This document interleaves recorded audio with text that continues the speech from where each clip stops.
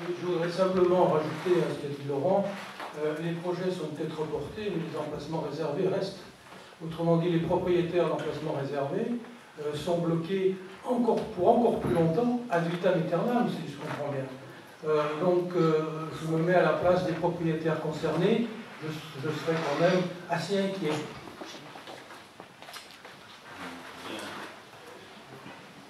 Alors, je propose de demander à M. Frémiot de Citadia d'expliquer pourquoi nous avons placé potentiellement 1 millier de logements sociaux. Avions-nous le choix et qu'est-ce que cela implique? Alors, je vais quand même rajouter, parce que j'ai entendu parler d'expropriation. Il n'y a jamais d'expropriation, il y a éventuellement des préemptions. Donc je vais vous donner. C'est quoi la différence? Bonsoir à tous, bonsoir monsieur les élus, bonsoir monsieur le maire. Je vais essayer de répondre à l'ensemble des questions d'une manière assez synthétique. Pour répondre sur la question des logements sociaux, donc ça reste tout de même des zones à urbaniser, donc c'est des zones qui nécessitent une procédure d'évolution pour pouvoir être constructibles. C'est des zones qui ont été décidées en concertation avec les services de l'État, qui ont été amenés à s'exprimer en tant que personnes publiques associées. Il a été fait le choix avec les services de l'État de pouvoir proposer des pourcentages de mixité sociale qui étaient relativement élevés pour les obligations en termes de loi SRU et les carences qui sont constatées sur le territoire communal.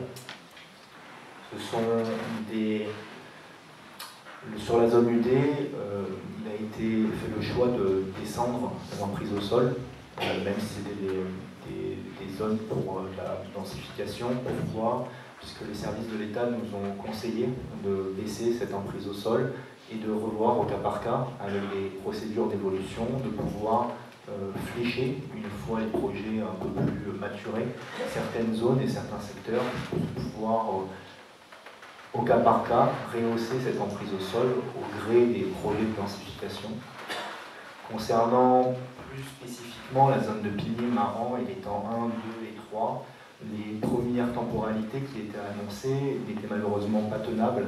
5 ans sur des dossiers de création de ZAC, sur la réalisation d'études et autres, auraient été assez compliqués. C'est pour ça que ça a été des fourchettes temporelles qui ont été décidées, des fourchettes temporelles qui permettent de mener des études à bien, notamment en termes de l'environnement, puisqu'il y aura des études d'impact, des évaluations environnementales. Il y aura bien évidemment des déclarations de projet avec une mise en compatibilité du PLU qui pourra être affinée au gré des projets et de leur évolution, notamment en termes de fiscalité et notamment en termes d'aménagement. Comme vous avez pu sans doute le remarquer, l'autorité environnementale a fait quelques recommandations, notamment sur l'ouverture à l'urbanisation de ces zones, notamment en termes de capacité pour l'assainissement, l'adduction en eau potable et autres. Des éléments qui ont été repris, notamment dans l'OAP multisite qui a été proposée. C'était exactement pour pouvoir correspondre entre les capacités qu'a le territoire et pouvoir développer ces nouveaux programmes de logement, des programmes de logement qui sont, je le rappelle, initiés pour répondre aux carences du territoire, des programmes de logement qui, comme l'a relevé M. Collet, mentionnent maintenant des logements conventionnés pour éviter d'avoir seulement des typologies actées sur du logement locatif social et pouvoir proposer du PRS, parce que le PRS est autorisé dans ces zones, une fois qu'elles auront été ouvertes à l'urbanisation. Une typologie différente qui permet une certaine diversité dans ces zones d'aménagement. Enfin, pour revenir sur d'autres remarques, concernant les entrées de ville, à part la zone de Maran, l'ensemble a fait l'objet d'une OAP qui permet de préserver les vues, qui ont notamment été concertées avec le parc régional de la Sainte-Vaude.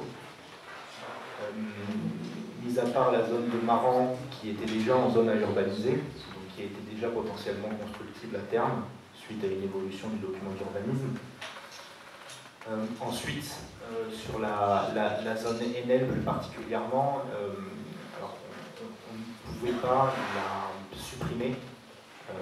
Si elle était supprimée en elle-même, il n'aurait jamais été possible pour la commune de pouvoir la remettre sur son territoire.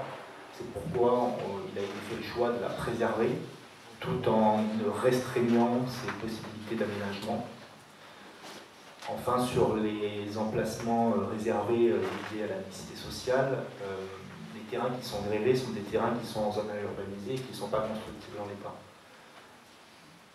La plupart, sur la zone de Pigné et sur la zone de Maran, c'est des zones AU. D'ailleurs, en tout cas, sur la zone de Pigné et de Maran,